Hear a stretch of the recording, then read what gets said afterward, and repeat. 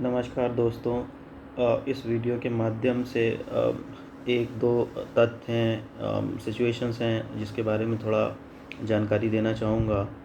अ, देखिए, जब ये घर की लड़ाई स्टार्ट की थी और तब उद्देश्य ये था कि लोगों को घर मिले। अब क्योंकि घर मिलना चालू हुए हैं, एसोसिएशंस का फॉर्मेशन हो रहा है, नए-नए लोग आ रहे हैं, नई-नई विचारधाराएँ आ रही हैं। बहुत सारे लोग हैं जो पुराने लोग इससे सहमत होंगे कि यूनिटी में ही स्ट्रेंथ थी, जो हम हमेशा बोलते थे। अब कुछ ऐसा देखने को मिल रहा है जिसमें मैं किसी पर्टिकुलर एसोसिएशन को ज़िम्मेदार नहीं ठहराता। लेकिन जब लोग इस तरीके की बातें करते हैं, तो इसके परिप्रेक्ष्य में ये ज़िम्मेदारी है उन एसोसिएशन की या उन बुद्धिजीवियों की जिनको ये सब जानकारी में है।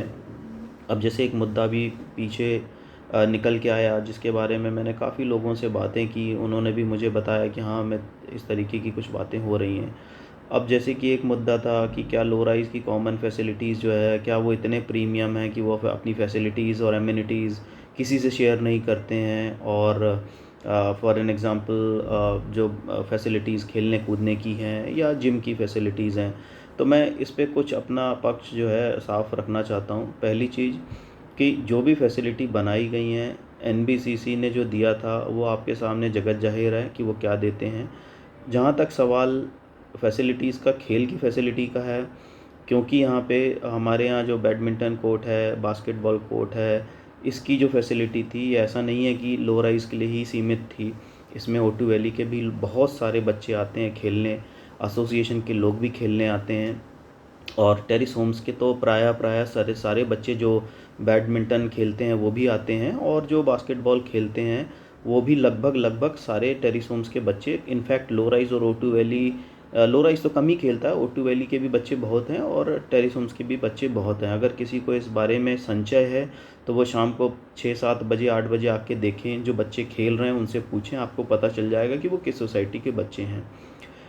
उसी तरीके से मेरे घर के बगल में भी एक हमने एडिशनल टेनिस कोर्ट बनाया है, बैडमिंटन कोर्ट सॉरी बनाया है, और स्केटिंग कोर्ट बनाया है। उस स्केटिंग कोर्ट में न सिर्फ लो राइज़ के बच्चे अपितु ट्रॉपिकल गार्डन के बच्चे, एक दो बच्चे तो मैं कल ही देखा कि वो उसमें स्केटिंग कर रहे थे।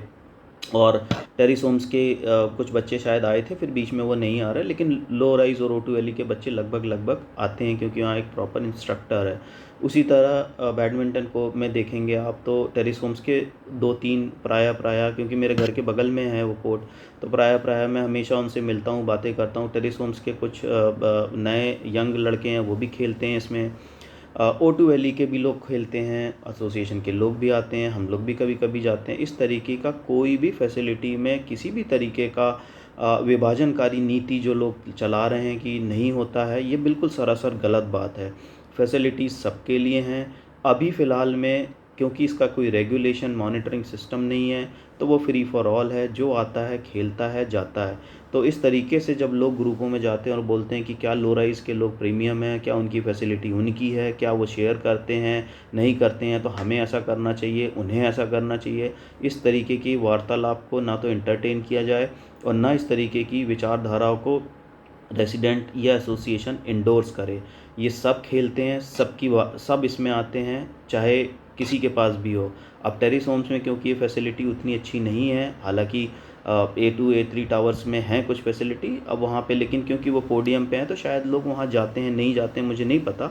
लेकिन जहाँ तक हमारा सवाल है, वहाँ ज़रूर आते हैं लो राइज़ में, सब बच्चे खेलते हैं, सब बुज़ुर्ग बैठ आते हैं, महिलाएँ तक खेलती हैं, ऐसा नहीं है कि कोई नहीं। तो इस तरीके की जो एक चल रहा है एजेंडा कि नहीं लो राइस प्रीमियम है और वो नहीं देते, ये बिल्कुल सरासर गलत है। मैं इसको डिनाई करता हूँ। आप लोग आइए, देखिए और समझिए।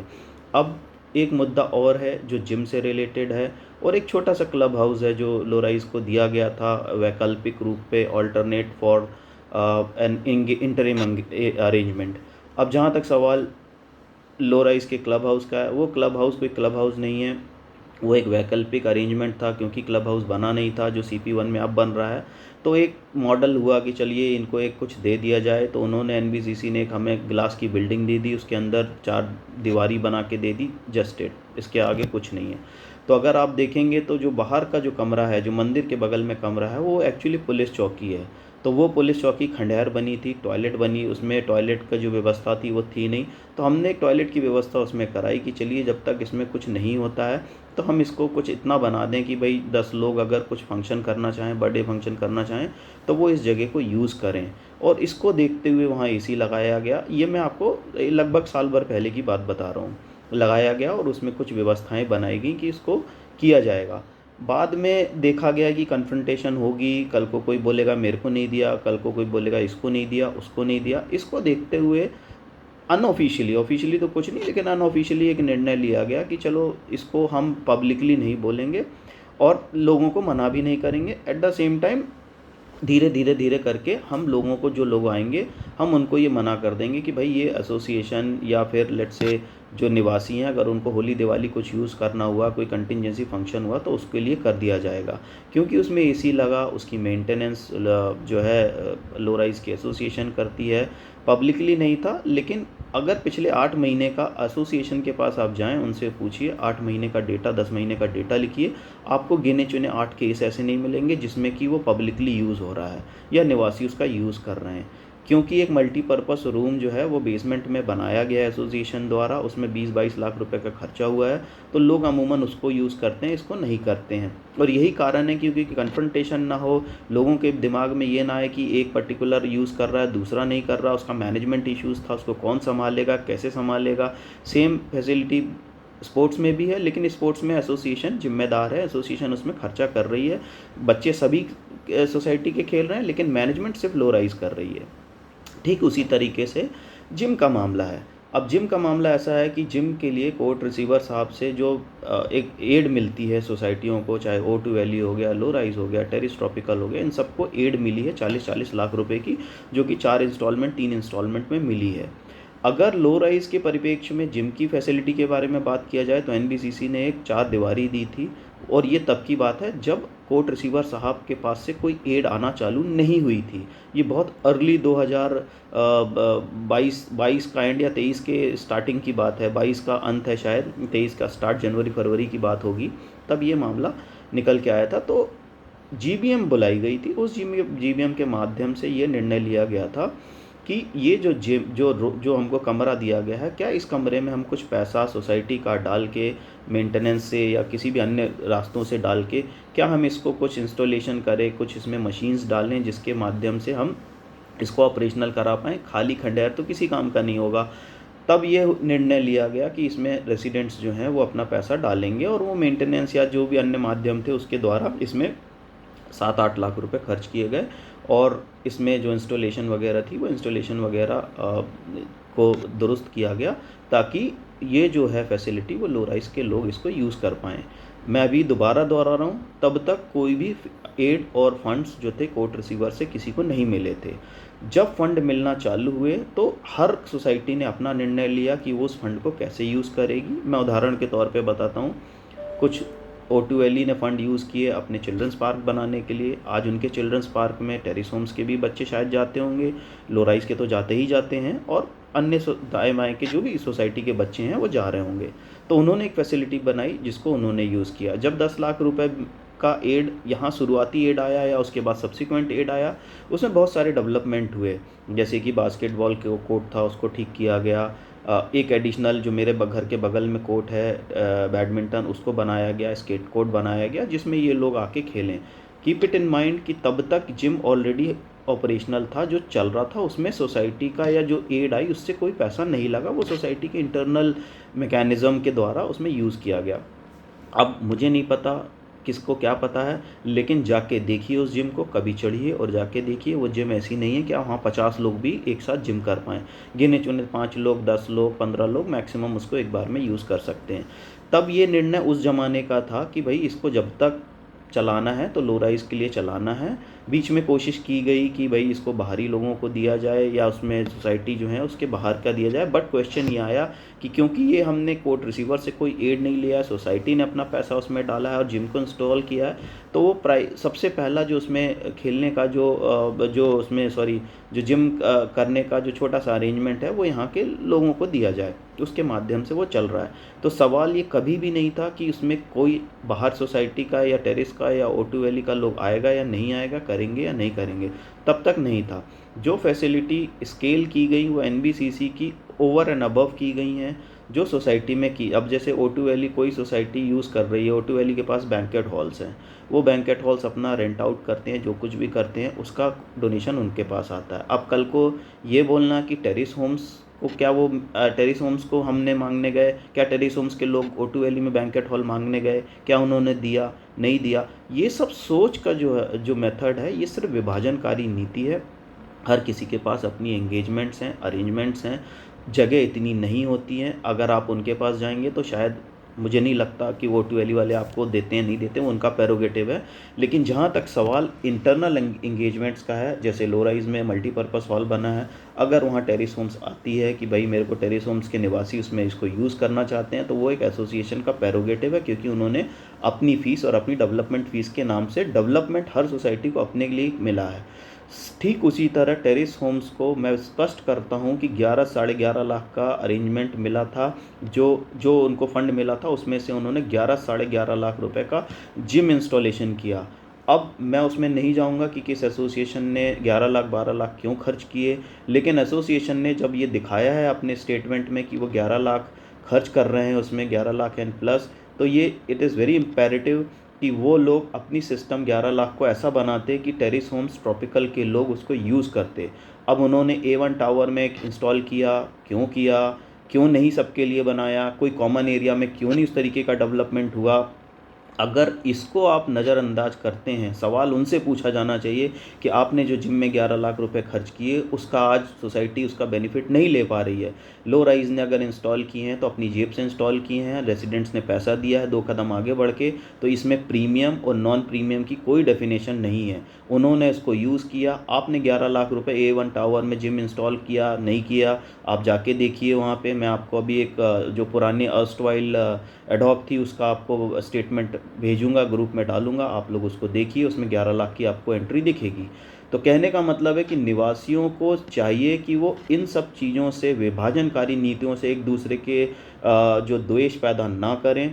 अगर आपका पैसा गलत तरीके से खर्च हुआ है या मिस्टेकनली कुछ गलत किया है तो उसको रीडू करें। 11 लाख रुपए खर्च किए गए थे, वो आज किसी के काम नहीं आ रहे हैं। एक पर्टिकुलर टावर में ओपन जिम इंस्टॉल करने का परिप्रेक्ष्य क्या था, उसका उद्देश्य क्या था, मुझे नहीं पता, लेकिन 11 लाख आपने खर्च किए हैं। अगर 11 लाख रुपए, मैं लेमैन पॉइंट ऑफ व्यू से सोचूं कि 11 लाख रुपए अगर किसी ऐसी जगह खर्च किए जाते, कोई नीचे बेसमेंट बना के उसको कवर करके उसमें कोई जिम चलाई जाती या कोई अन्य था किसी भी तरीके से, या उस पैसे को जिम के नाम पे रखा जाता, जो भी, मैं नहीं कह रहा कि वो क्या था।